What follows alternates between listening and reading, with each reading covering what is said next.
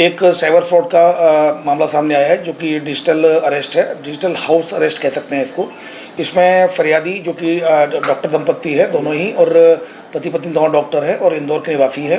ये basically Sunday को 12 बजे इनके पास एक कॉल आया कि आपका जो फेडेक्स इंटरनेशनल कुरियर सर्विस से कॉल आया कि आपके जो कुरियर है, जो पार्सल है वो थाईलैंड में अभी रिसीव नहीं हो पाया है क्योंकि कस्टम में पकड़ लिया गया है। और कस्टम में पकड़ लिया गया है, वहाँ से जो इन्फॉर्मेशन मिली है उसके मुताबिक और कुछ डॉक्यूमेंट्स हैं जो आपके लगे हुए हैं और आपका आधार कार्ड है उसमें, और आपके जो डॉक्यूमेंट्स उसमें लगे हुए हैं इसकी, और उसमें काफ़ी इलीगल चीज़ें हैं, उसमें MDMA ड्रग्स है। और आपको तत्काल मुंबई आना पड़ेगा, मुंबई एयरपोर्ट पर मुंबई कस्टम से संपर्क करना पड़ेगा। तो वो लोग काफ़ी घबरा गए। फिर तुरंत उन्होंने तत्काल उसको साइबर क्राइम से जोड़ा। उन्होंने कि वेट करिए, आपको साइबर क्राइम से जोड़ते हैं। फिर साइबर क्राइम के बाद फिर उन्होंने CBI से जोड़ा।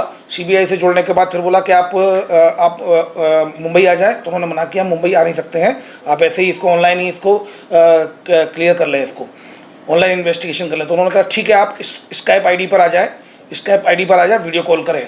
फिर वीडियो कॉल किया गया, जिसमें जो ID दी थी वो CBI की ID थी, वो क्राइम ब्रांच, वो साइबर क्राइम की ID थी, स्काइप ID। और वीडियो कॉल संडे दोपहर 12 बजे से जो शुरू हुआ, उसके बाद फिर वो लोग लगातार उनसे करते रहे, ऐसा करना है, उनको प्रोसेस बताते रहे। फिर CBI बनकर फिर CBI से फिर RBI में ट्रांसफ़र किया, आपका केस RBI ट्रांसफ़र कर रहे हैं, उनकी जो सर्विलेंस टीम है वो करेगी। फिर उसके बाद उनसे पैसा डलवाना शुरू किया। फिर बोला कुछ डॉक्यूमेंट ऐसे मिले हैं, ये डॉक्यूमेंट्स आपके उसमें यूज हुए हैं, जो बच्चों की किडनैपिंग वाले मामले में जो बच्चे जो रिहा हुए हैं उनके, ऐसा लग रहा है कि ऑर्गन्स का कहीं ना कहीं ऑर्गन ट्रांसप्लांट कर लिया गया है, ऑर्गन उनका निकाल लिए गए हैं। तो ये केस भी आपके खिलाफ बनेगा। फिर उसके बाद ये बोला कि आपके खिलाफ इसके अलावा चाइल्ड ट्रैफिकिंग का भी, एक ह्यूमन ट्रैफिकिंग का भी केस बनेगा, ये डॉक्यूमेंट उसमें यूज हुए हैं।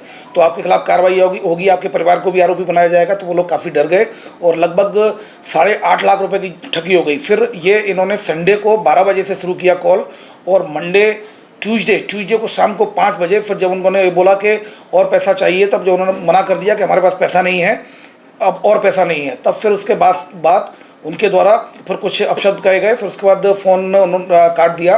उसके बाद वो कंप्लेंट करने गए। कंप्लेंट करने के बाद फिर यहाँ क्राइम ब्रांच में आए, जाके कंप्लेंट दर्ज हो गई है इनकी। 1930 पर भी कंप्लेंट रजिस्टर्ड हो गई है, और जो क्राइम ब्रांच का जो साइबर हेल्पलाइन नंबर है 7049124445, इस पर भी कंप्लेंट रजिस्टर्ड कर ली गई है। ये जैसा कि मैंने बताया, अगर आप काउंट करेंगे तो बाय एंड लार्ज ये 53 घंटे ये लोग डिजिटल हाउस अरेस्ट में रहे, और ये काफ़ी डरे हुए थे, जैसा कि मैंने जो पूछताछ की उनसे। और हम इसको इस इलेक्ट्रॉनिक मीडिया के माध्यम से मैं कहना चाहूँगा कि इस तरह की कोई भी जो इन्वेस्टिगेशन चलती है, ना CBI की चलती है, ना ही आपके पास कोई इस तरह का कॉल आता है, तो आप ये तय मान के चलिए फ्रॉड है। कोई भी फाइनेंशियल ट्रांजेक्शन बिना वेरीफाई किए नहीं करना है। इस तरह की एक कंप्लेंट यहाँ पर और आई थी क्राइम ब्रांच में लगभग 4 महीने पहले। तो वो मोबाइल में ही लगातार, वो भी स्काइप ID पर ही थे, वीडियो कॉल चल रहा था, वो लगातार मुझे फ़ोन कर रहे थे दूसरे फ़ोन से। फिर वो लगभग 4 घंटे उनका डिजिटल हाउस अरेस्ट था। वो लोग आए यहाँ क्राइम ब्रांच में भी लेके आए, तब भी वो लाइव थे उसमें। तब फिर उसका मोबाइल स्विच ऑफ कराया, फिर चालू कराया, क्योंकि वो वहाँ से वो हट भी नहीं रहा था। तो इस तरह से क्राइम ब्रांच के द्वारा इसमें एडवाइजरी भी जारी की जा रही है। और सभी लोगों से मेरा अनुरोध है कि कोई फाइनेंशियल ट्रांजैक्शन किसी की बातों में आके न करें। आपको बताया जाएगा, CBI RBI इस तरह की कोई भी इन्वेस्टिगेशन की प्रक्रिया कहीं भी नहीं चलती है। फिलहाल केस कंप्लेंट रजिस्टर्ड कर ली गई है, इसमें इन्वेस्टिगेशन की जा रही है। देखिए, आपका प्रश्न काफ़ी वाजिब है। इसके बारे में मैं ये कहना चाहूँगा कि जिस तरह से आप एजुकेटेड हैं बट आप अवेयर नहीं हैं। आप अपनी फील्ड में बहुत एजुकेटेड हो सकते हैं, एक्सपर्ट हो सकते हैं, लेकिन आप साइबर फ्रॉड को लेकर अवेयर नहीं है।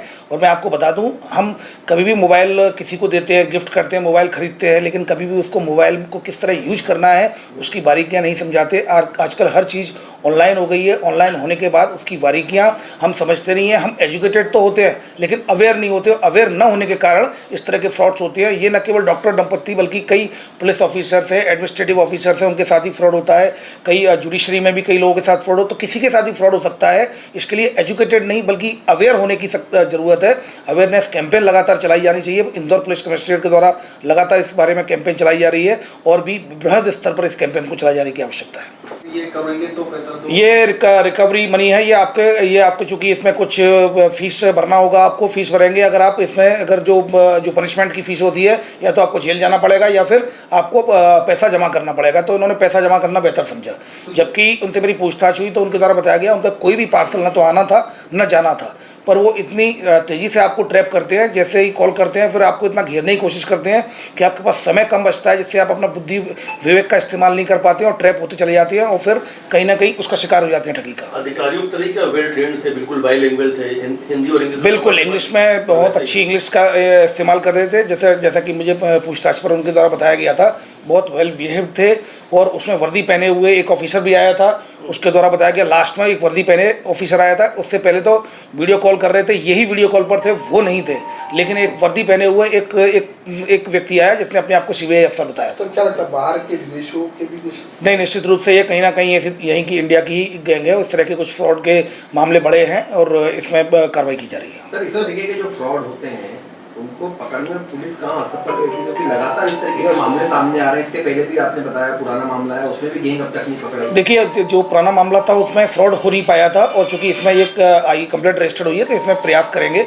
दूसरा क्या होता है कि जो साइबर फ्रॉडस्टर्स होते हैं वो आपसे हज़ारों किलोमीटर दूर बैठे होते हैं। फिर आप स्काइप से हम जानकारी बुलवाएंगे या व्हाट्सअप से जानकारी बुलवाएंगे, तो जानकारी आने में ही 3-3 महीने 4-4 महीने ये लोग, चाहे इंस्टाग्राम हो, चाहे सोशल मीडिया कोई प्लेटफॉर्म हो, चाहे कोई भी डोमेन हो, वहाँ से जानकारी आने में 3 से 4 महीने लग जाते हैं। क्योंकि कई जो सोशल मीडिया के जो प्लेटफॉर्म्स हैं, डिजिटल प्लेटफॉर्म्स हैं, उनके ऑफिसेज यूएस में, कैलिफोर्निया में, वहाँ से जानकारी आने में यहाँ के नोडल के माध्यम से लगभग 6-6 महीने का समय भी लग जाता है। तो निश्चित रूप से इसमें कुछ टेक्निकल प्रॉब्लम्स भी आती है और ये लोग बहुत रिमोट एरिया में रहते हैं। अगर आप देखेंगे तो इसमें कई स्टेट्स हैं, जिसमें झारखंड है और आपका जो बिहार है, पश्चिम बंगाल में भी इस तरह के कुछ, और इसके अलावा बिहार हो गया, यूपी के बाद ये हरियाणा में, गुड़गांव में इस तरह के कुछ गैंग्स। तो निश्चित रूप से हम इसमें काम कर रहे हैं। और चूंकि ये नए तरह के ट्रेंड्स बार बार क्या होता है कि लगातार नए ट्रेंड्स के तहत साइबर फ्रॉडस्टर्स फ्रॉड ठगी का तरीका अपनाते हैं और शिकार बनाते हैं लोगों को। इसमें कड़ी से कड़ी कार्रवाई सुनिश्चित की जाएगी।